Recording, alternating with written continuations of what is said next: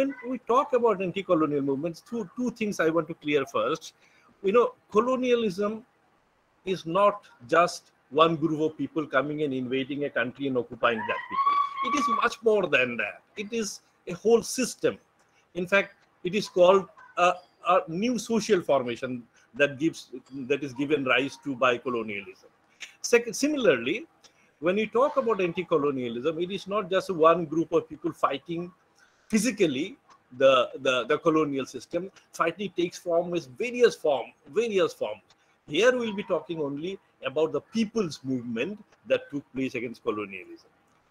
The second thing just I want to talk about, most of that, what I'm going to say, as Pankaj has very rightly mentioned, will not be available in the textbooks because Northeast Indian history is very neglected. In fact, there is nothing in the Indian history books about Northeast India. But after you hear whatever outline I provide, I'm sure you'll be more interested, and maybe IGNOU can. I'm sure maybe IGNOU has already included some aspect of that, but if some aspect remains, they can include some more, because IGNOU is as it's a people's university and one of the perhaps the largest universities of the world. If they include Northeastern history in its history curriculum, it will be very helpful. Having said that, let me start that in Indian history books, basically we hear of two words, freedom struggle, and we don't hear much of the word for anti-colonial. You hear of freedom struggle or nationalist movement. I want to make a distinction between the two. One is freedom struggle is all struggles that took place against the British for the freedom of the country. But nationalist movement is not necessarily all. Nationalist movement is only those movements who is inspired by the ideology of nationalism. Because there they did not want to only get rid of the British, they also want to form a nation by themselves, self-rule by themselves. And that is why nationalism is a part of freedom struggle. But freedom struggle and nation are two different things. Now let me come to the crux of the thing. I have, for the convenience sake and for the students' sake, I have divided all the anti-colonial movement that took place in North India into three categories. One I call the period of resistance, which I roughly say that 1823 to 1856. And secondly, the period of uprising, which starts from 1850, what we known as First War of Independence or Sepoy Mutiny, 1857 to 1900. And the third phase I call this period of movement under organized national movement. I'll discuss more when I come to it. Now, Northeast India has been one of the last to be conquered by the British or annexed to the British Empire by the British. And it is only in 1824 that the British entered, defeated the Burmese, and took over only Lower Assam. Upper Assam was still under the Ahoms. But by 1826 only revolt started. The first revolt that we have recorded is the rebellion of Gomdhar Kunwar, who was one of the Ahom princes, who not only tried to resist the British but restore the Ahoms back to the throne. His movement was then supplemented by another Ahom prince called Kunwar Rupchand, and very interestingly, this movement was supported by people who were not even part of the British Empire, like the Khasis and the Garo tribes. Then in 1829-33, we have one of the biggest uprising in Northeast India called the Khasi War of Independence, or actually I do not want to call it's a war of independence, because it was not a part of British Empire by then. It was the Khasis who were trying to resist the British annexation, and it was led under a leader called Khasi chief called Tirath Singh. Then in 1830 itself, there is resistance movement of the two of the major tribes of Arunachal, the Singphos and Khamtis. Then because Singphos and Khamtis were angered when they had supported the British when the Burmese tried to invade Assam, but after that they expected the British leave, but then British were trying to enter into the tribal area, and therefore Singpho and Khamti tribe, who are two major tribes of Arunachal Pradesh, under the leadership one Wakchen Kunjao, had declared war on the British, and very interestingly, they were inspired by one of the Ahom princes who had disguised himself as a priest and were inspiring the tribes to fight the British. In the same year, 1830, simultaneously to the war, of all these war, there was another resistance by Pialia Borgohain and Piali Borfukon. Both are exiled Ahom princes. In 1832, one Tularam Senapati, who was the prince of the first commander of Kachar, was an independent state then. So all these men, 1826 Britishers had entered Assam and but by 1832 they were gheraued from all sides. From the south it was the Khasis and Jaintias. From the east it was the Singpos and the Khamtis and even the Adis actually. And then from the north it was the Ahom. Ahoms were deposed, so they were fighting. So they were beleaguered, they were besieged from all sides. And very interestingly, most of these resistance were by the tribals. I have mentioned the name of the tribals. And another interesting thing is Tirat Singh, who was a Khasi chief, who was leading a war against the British from 1829 to 1933 when he was captured. He was simultaneously aiding other tribals and the Ahom princes to fight the British. But all of these, as we know, they have been crushed by the British because they had a superior military power. And very interesting statement I want to make, when Pioli Borfukon was tried by the British, he said, it is very interesting that I am being held guilty for trying to liberate my own country by foreigners. I mean, this is a very important statement which we need to take. Now, there are another form of resistance that was take place. When the British entered, gradually they were in Upper Assam, Lower Assam, and then Upper Assam, and then they discovered tea. And when they discovered tea, as you know, requires little hilly areas, and therefore the Britishers were moving towards the hills, and hills were the abode habitat of tribals like Nagas and Lushais and other. They were earlier not very cautioned by the British, but when the British planters started to climb the hills and occupy hills to convert them into tea plantation, they felt a threat towards their sovereignty, and sovereignty. Then they started attacking them. The British actually called these tribal resistance as raids. Now, but we should not call them raids. It is a colonial language, legal language to call them raids. But tribals, for the tribal, it was a resistance movement. It was trying to resist colonial power, so that they do not enter the British their tribal habitats and take over them, because they are scared that now they are into hills and they'll gradually enter. So they try to swim. So these resistance had taken in the form of raids. So whenever we study raids from Arunachali tribes or Lushai tribes, Lushai means present Mizoram, or the Naga Hills tribes, actually these were resistance movement. I don't want to go into the details. I just want to mention this important highlight, that Indian freedom struggle also started in mainland India in the 1820s and 30s. It started by various tribal groups, Santals and Mundas and Oraos, I think.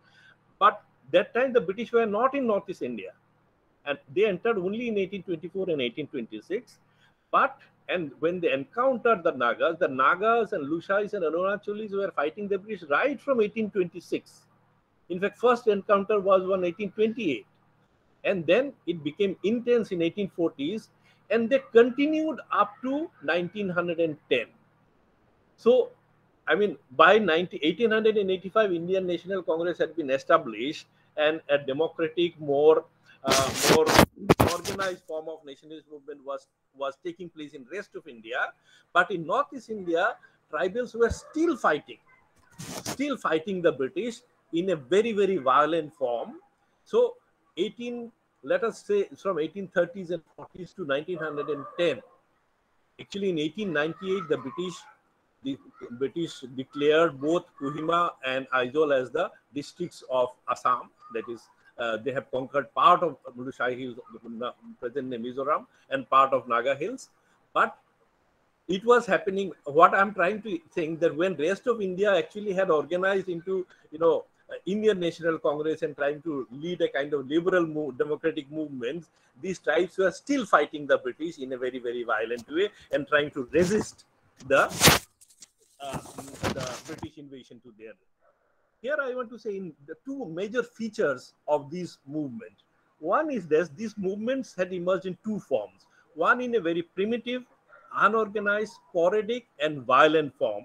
Of course, later on it was more organized and mass-based.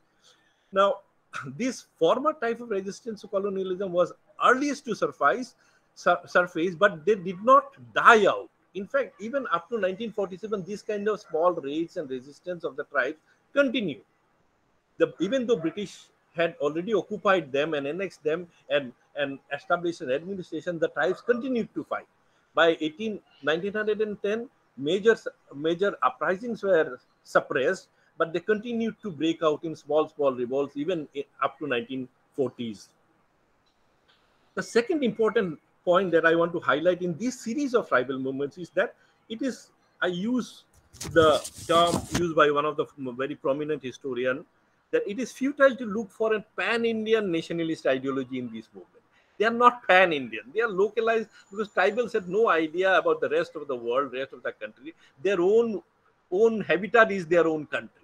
So we should not should not try to search for a pan-Indian nationalist ideology in this movement. These tribal worlds, they were a part of Indian society, and their movement were their struggle were a part of the freedom movement. The revolt of these people, they were designated by a group of people called subaltern movement later on, were generally autonomous and mobilization of horizontal and based on traditional organization of kinship and territoriality. And this movement progressed on their own dynamics and momentum. There was no outside interference or outside leadership in this movement. Now I come to the next period, which is I call the period of uprising. We start with 1857. There is a idea that 1857 did not take place in Northeast India, which is absolutely wrong. And it has started with one of the British historian itself, whose name is Edward Gate, and he wrote a book called History of Assam, which was published in 1905. And there he said 1857 was fine, it took place rest of India, in Northeast India it did not take place. But in later historians had found that 1857 uprising had taken place right in Guwahati, right in Dibrugarh. It was inspired by the deposed Ahom princes. It was a kind of restorative movement. They wanted to throw out the British and restore the Ahom state, and it was organized by an Ahom bureaucrat named Maniram Dewan, with his Maniram Dewan and Pioli Fukan, one of the Ahom princes, and Madhu Malik. They organized in Calcutta, and by the time they moved to Guwahati to actually start the movement, the British intercepted their intelligence and they are caught. Maniram Dewan and Pioli Fukan were hanged. But what is important, that the Assam Light Infantry, the soldiers who were inspired to break out in revolt, it has a huge number of tribal soldiers, army men, like the Nepalis, the Manipuris, the Rabhas, Jarwas, and of course the Hindustanis. Hindustanis means the people who are from UP, Bihar, and other places who had joined the army. So when it broke out in Bengal and Meerut and other places, it had inspired these places and they had broken out. Unfortunately, it was suppressed. But in Brahmaputra Valley, it was suppressed. But in another part of Assam, which is Surma Valley, it started in Chittagong Hills. The native infantry, they started revolt. There was this rumor that the British are about to leave India. They are again, so we must also join the other Indian army. And they had a very, very important systematic plan. They said we start from Chittagong, and from there we move from Sylhet through Tripura, walking. And then we come to Kachar. In Kachar, some of the Manipuri princes were hiding, who were overthrown by the British. We take the help of their Manipuri princes and move to Manipur. And there we'll throw out the British. And then we come to Kachar. In Kachar, some of the Manipuri princes were hiding, who were overthrown by the British. We take the help of their Manipuri princes and move to Manipur. And there we'll throw out the British. And and then captured the thing, throw out the British. So imagine that was a very, very organized plan of 1857 in Surma Valley. So the Assam Sylhet Light Infantry soldiers, they started from Chittagong, and while they are moving to Sylhet, one of the British soldiers confronted them. There was a huge battle called. It is a place called Latu, which is now in Assam. Earlier it was in Sylhet. After partition, it became. It is in part of Karimganj district of Assam near Silchar. In Latu, there was a huge battle taken place. Half the soldiers were killed. Rest of the rebellious soldiers then moved to Tripura.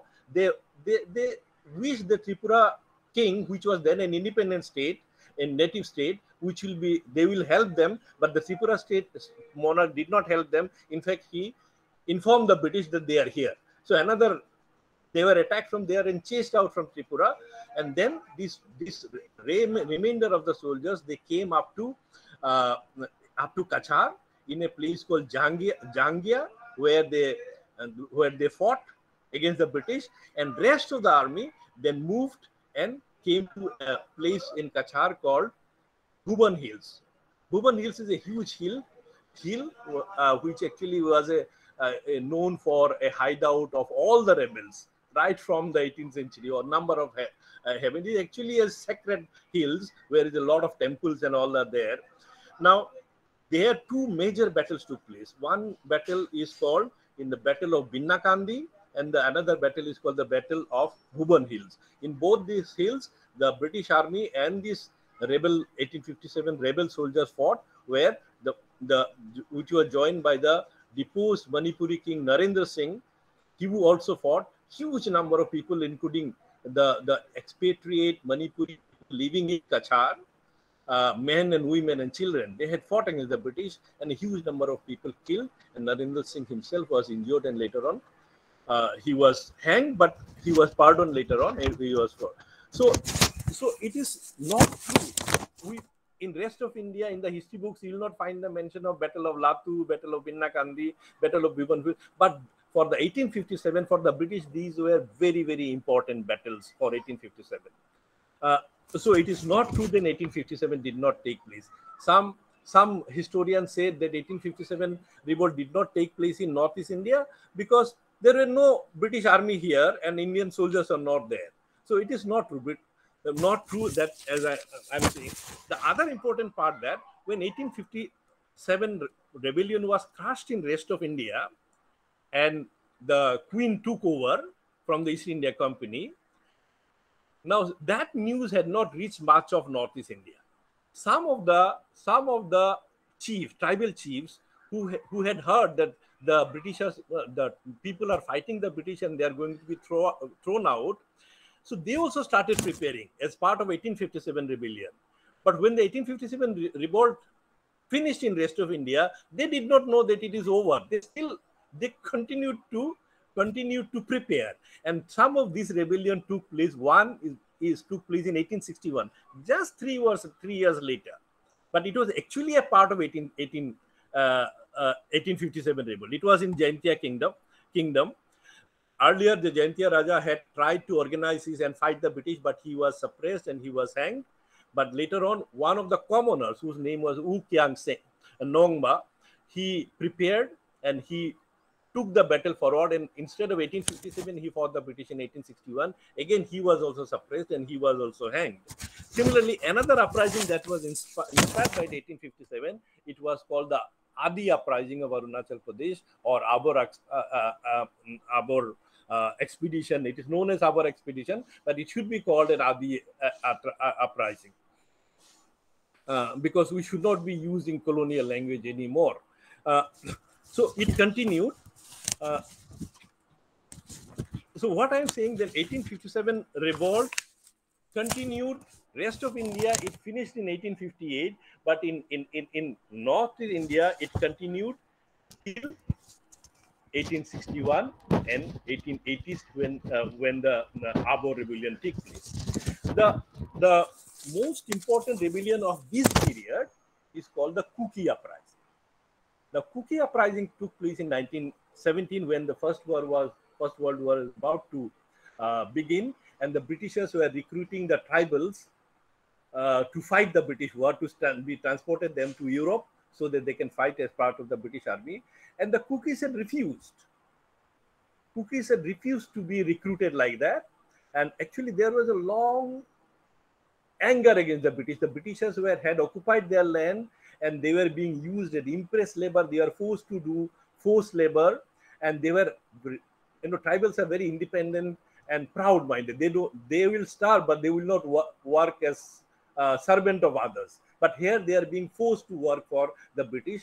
All this time they had objected, but now they are being forced in a large scale to fight another man's war, what is known as, in their language, white man's war. They are saying, why should we fight white man's war in Europe? We don't want to go. So the cookies revolted. And cookie revolt, though it is mentioned in Indian history, it is not given enough importance. I just want to say that according to the British record, the expenses to suppress the cookie uprising was much more than the expenses of suppressing the 1857 rebellion. So that shows how important it is. How important, and it lasted almost for 3 years, from 1917 to 1920. It lasted.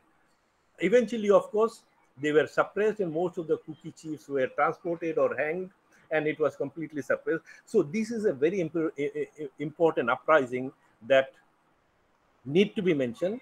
I must mention that this cookie uprising is quite known in Indian history books, but the importance, it is finished in 2 lines or 1 line.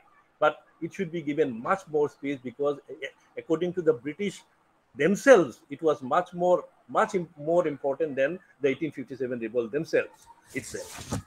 Okay, now the most important part is, I call, revolt during the period of organized national movement. Now, what I say organized national movement is that the period, the time when Mahatma Gandhi arrived in India, and he started organizing the Indian National Congress and leading the various movements called non-cooperation movement, civil disobedience movement, Quit India. These are period of organized national movement. Now, Gandhi and Indian National Congress had led 3 important movements, as I mentioned: non-cooperation movement, civil disobedience movement, and Quit India movement. And these movements had their due impact in the plain areas of Northeast India, like the Brahmaputra Valley and Surma Valley, like Guwahati, Dibrugarh, and Jorhat, and this side Sylhet, Karimganj, and Silchar. They were participated by middle class people, but tribal people could not participate them for 2 reasons. One, because the Britishers were very, very scared. The tribals, their idea was the tribals are very, very violent people. They don't believe in submitting memorandum, and they believe in killing people, and killing their oppressor. So therefore, if the tribals become violent again, then it will be very difficult for the British to live in Northeast, especially proved by the cookie uprising of 1970. So they did not allow the tribals to take part in any nationalist movement. Even if they had to go, suppose that Cookie or a Naga or a Lushaitev has gone from hills to Guwahati or Calcutta to study, he had to give a written undertaking that he will not take part in any Congress activities or any Congress. So he had to give a thing. So that is one way they had to stop the tribal uprising, tribal being influenced by this nationalist ideology of Gandhi and others. Secondly, they devised a constitutional device which is known as, first, they are called, this area, entire tribal area was declared as backward area. Backward tracts means that the political development that is taking place in the rest of India cannot be implemented in Northeast India, because these people are not fit for such political reform. They are not fit to participate in that kind of politics. So these places are declared as backward tract, and people are, I'm saying that, and therefore later on, by a Government of India Act of 1935, these areas were declared as excluded areas and partial excluded. Same backward tract was now renamed as excluded area and partial excluded, meaning that these areas are excluded from political reforms. Means in rest of India, people can participate in election and democratic and political activity in these, but in Northeast hill areas, these rules cannot be applied. And then there is also inner line by which non-tribals cannot enter the tribals. All these devices actually was not any paternalism of the British.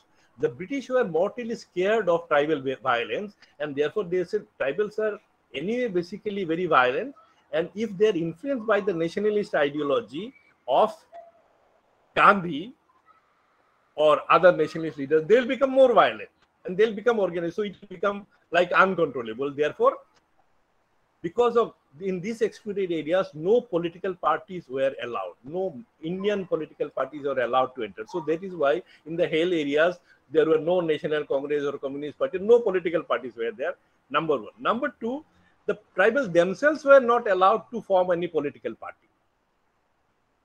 That is why in Northeast India, if you come, you'll find a lot of student organizations, Naga Student Union, Mizo Student Union. Why? Because they are not allowed to form political parties. They are only allowed to form student association. And that trend continues even now. Though now, of course, political parties are allowed. Now, but what happens is because of this excluded area and backward tract in this Gandhian ideology and organized national movement could not be implemented. Though some Congress leaders did sneak in, secretly they entered and tried to inspire people, but otherwise officially they are not allowed, and therefore this movement really did not take place. But what is important, despite this exclusion, despite the British power of British intelligence, non-cooperation and civil disobedience movement and Quit India movement did take place in this region by the tribal themselves. One, I'll give three examples. One, when Gandhi gave a call for non-cooperation, the tea garden laborers of Barag Valley, Surma Valley rather, in Chandpur and Adhar, they said there is a new Maharaj has come to India, his name is Gandhi Maharaj. And Gandhi Maharaj has given a call that we should not work for the British. So these workers who are brought from UP, Bihar and Chota Nagpur and other areas as indentured labor, they left their garden, revolted against the planters, left their garden and came to the station. They said, we want to go home. Gandhi has given, a new king has come.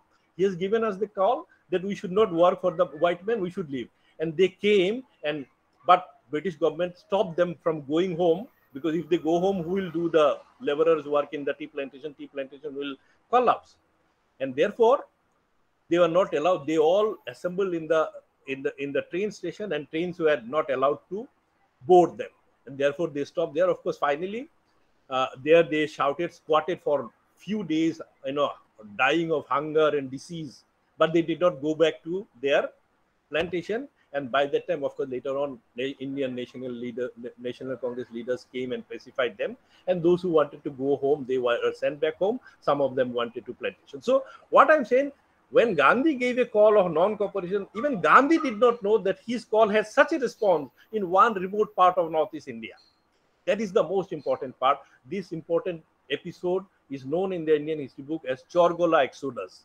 Means Chorgola is the railway station where laborers have come out of their tea plantation and had launched an exodus towards their homes. Number two, when Gandhi again gave a call for civil disobedience movement, in the hill areas, nobody expected that there should be any response to him. There was in one remote part of India, which is in Manipur, even not in the hill areas of Manipur, what is a small tribe called the Rongmei tribe. Nowadays, they are known as Kamei tribe or Kabui tribe, but those days it was known as Rongmei tribe. One of their young man, his name is Jadonang.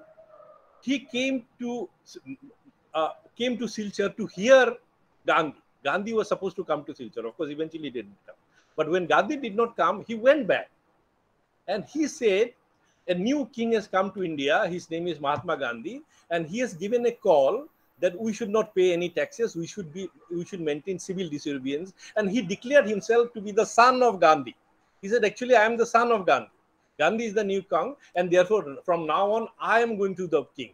And his all followers followed him. They stopped paying revenue and taxes to the state, and entire community followed him. And they built a temple for him. It was called Jadonang Temple, and here he was ruling like a prophet. British got In that area, British officers were not there. When they got the news that there is a rebellion brewing, the British sent there, captured Jadonang, and under a false charge, he was hanged openly in Imphal. Now, but Jadonang's death did not kill the movement. Jadonang's had a 14-year-old niece whose name was Gaidilu. Gaidilu, at 14 years old, she continued the movement, and it became a more vigorous movement when Jadonang took over. She was declared the goddess, and it was a huge cult right from the North Kachar Hills to Naga Hills to Kachar district of Assam. In this entire area, they are called Jiliangrong people, means the Jemi Naga tribes, the Rongmei Naga tribes, and Liangmei Naga tribes, together known as Liangmei. They all worshipped as the mother goddess, and they listened to him. They broke out in open revolt, and they all declared that we are doing it for Gandhi, in the name of Gandhi. And Gandhi himself did not know in his name such a big movement was going on. And then from the British record, they are saying that we are astonished. How did the news of Gandhi reach these people? Because it is so remote. There was no road to this place. However, from 1932 to it started.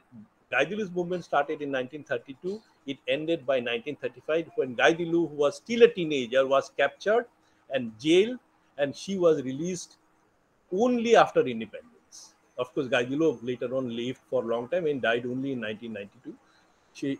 But what I'm saying, that these are the heroes of our freedom movement, Northeast India, when rest of India did not know about them, but they knew about rest of India. They knew about Gandhi and Nehru and the freedom struggle in 1857, and they fought.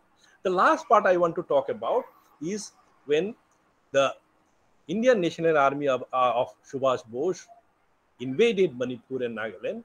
The British propagated that the tribals did not join the Indian National, which is completely false. The record shows, and now these records are open. It is available in National Archives in some of the Subhash Bose Archives museum that is open in Delhi. It is there that huge number of cookies.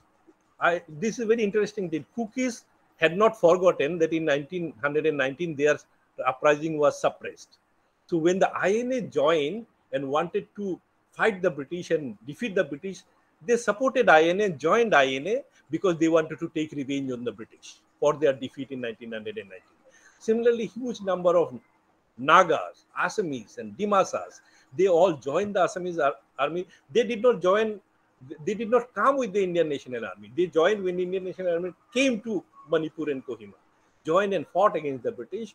And finally, of course, it is unfortunate the INA and was not succeeded in their mission, but the contribution of these people cannot be their names, their things are available in the archives. They are not in the history books. It is unfortunate.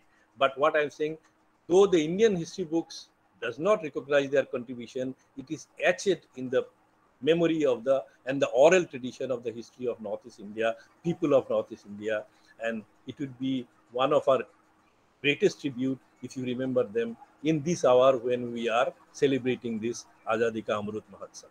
Thank you.